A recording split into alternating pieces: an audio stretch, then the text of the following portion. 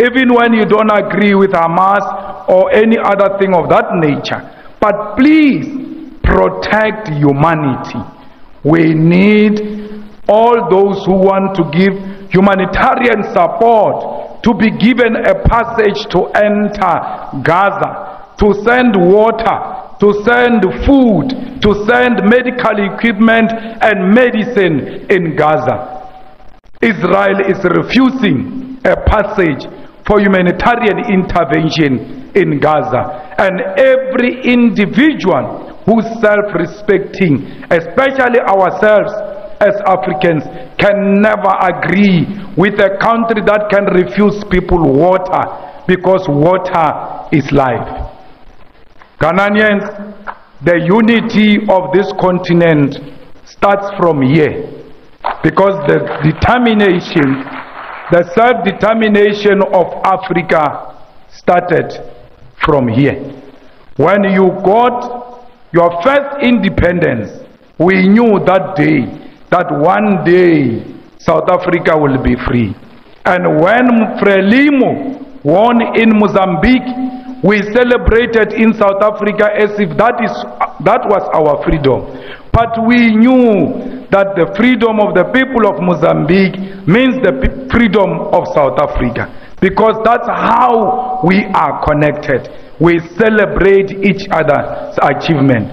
It started here in Ghana, it ended in South Africa. The unity of Africa must start here in Ghana, and will capture it in South Africa, because we always followed the leadership of the Ghanaian people. The economic freedom of Africa will start in South Africa. We want our land. We make no apology when we say we want our land. Our land was stolen, and we want it back without paying a cent. And no one must pay for a cent everywhere in Africa when they demand the expropriation of land without compensation. These people came and stole your car, and later on you discover your car. They say, it's true, it's your car, but pay us before you get this car back. And when you ask them why, you say, I must pay. They say, we have put Mac wheels, we have improved the car, therefore you must pay us, irrespective of them being in possession of stolen property. Anyone in possession of stolen property is a criminal, and therefore anyone in possession of our land without our permission is a land thief, is a criminal, and must be identified as such. When I say to you, demand the land, and will lead that struggle from South Africa, I know land brings about everything. For you to have a hair salon, you need land. For you to have a small shop of IT, you need land. The beautiful beaches belongs to the land. The mineral resources, the gold, iron ore, copper, and all types of mineral resources belong to the land. That's why when they came to Africa, they did not steal our women or our men. They stole the land. They knew women and men will come with the land. That's why we need to start from where they started when they offended us. We need to take the land, because once we take the land, they will start respecting us. You will never be respected if you don't own property. It doesn't matter if all of us in South Africa own property. As long as the people of Namibia, as long as the people of Ghana do not own the land, then our land ownership is meaningless, because when you go to the USA, they don't see South African, they see an African.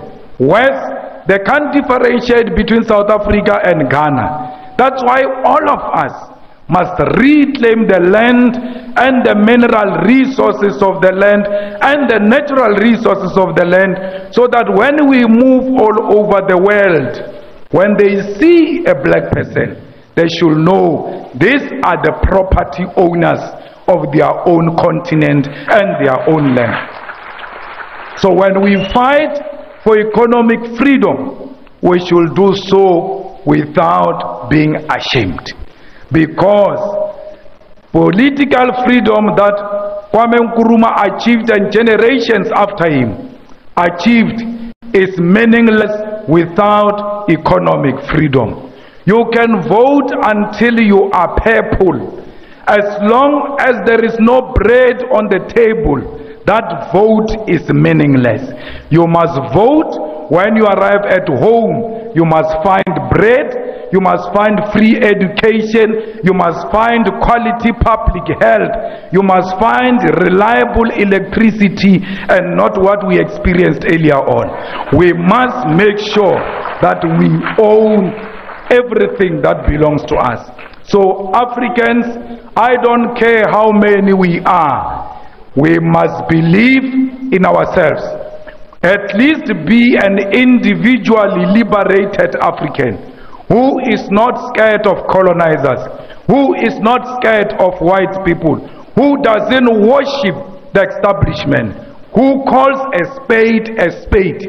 That is the only way Africa will be respected. This continent is one. They might think they divided it. I can guarantee you now, like we saw when Ghana got liberated in South Africa, we said one day it will happen.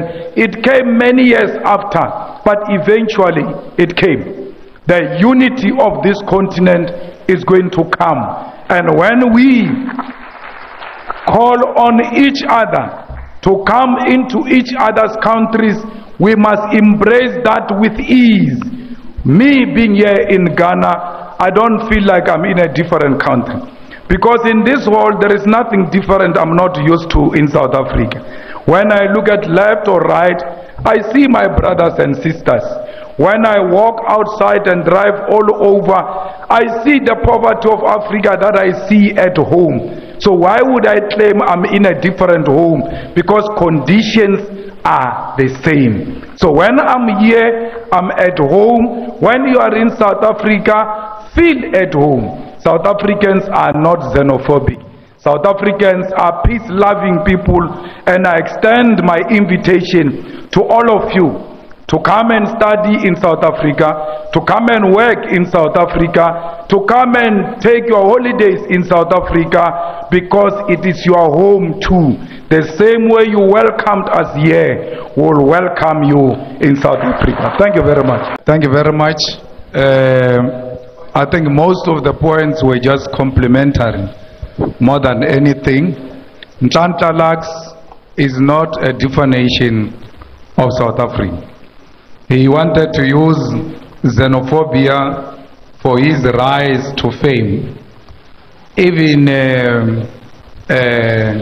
Tudula movement did not belong to him. He wanted to hijack it for his own selfish interest, and we have reduced him to an insignificant molecule, and therefore no one can rise in Africa on the ticket of xenophobia.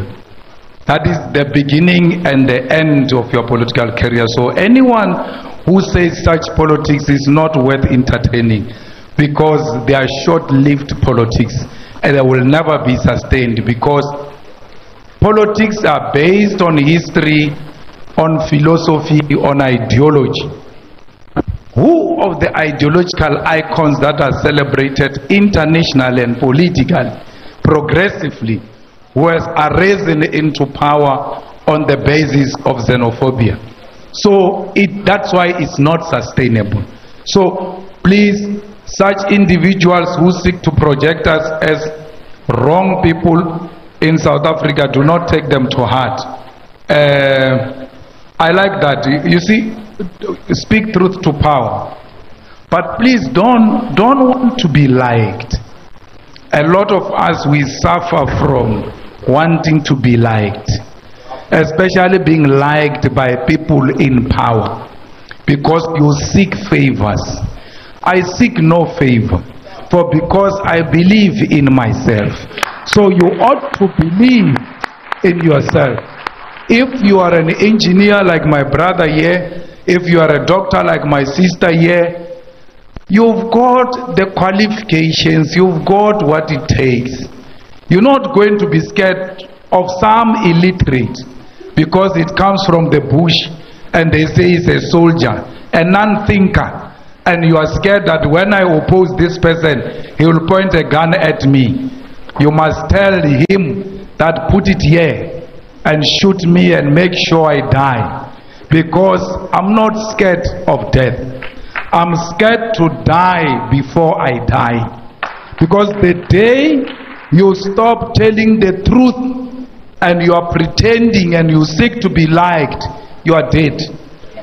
You are equal as a dead person, because you are not enjoying anything.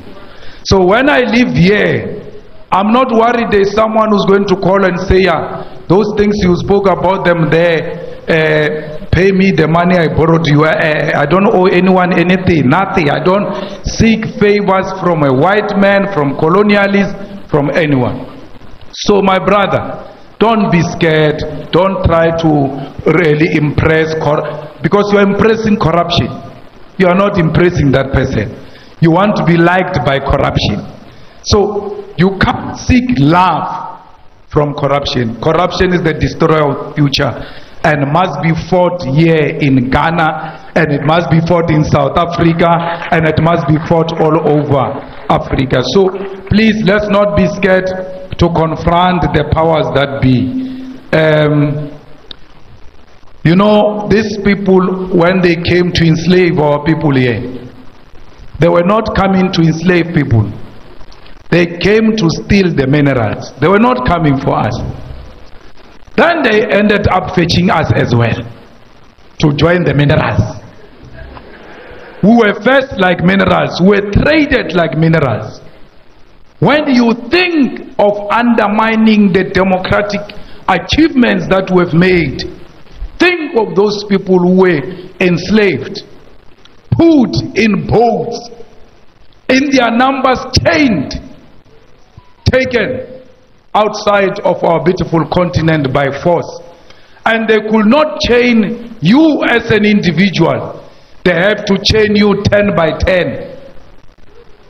When the sea goes crazy and the boat can't stand the wind, they're thinking maybe it's overweight. In the middle of the sea, they take 10 of you, they push you out of the boat so that the boat can sail with the remaining slaves. When the boat continues to carry our people out of the continent, 10 of them pushed out, 20 of them pushed out, both their hands and feet chained. There is nothing so painful to die without a fight.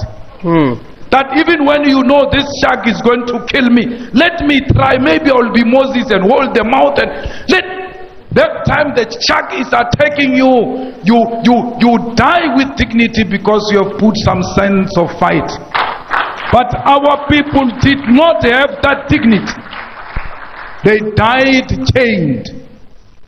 And we are not here to impress anyone who wants to undermine the legacy and the struggles of those people who died chained. We are not about these people who exist now. We are about President Rawlings. We are about Kwame Nkrumah. We are about all those who came before us. These ones that are still with us will be reminded of what we come from, because they must never think they made us. They were made by those chained slaves.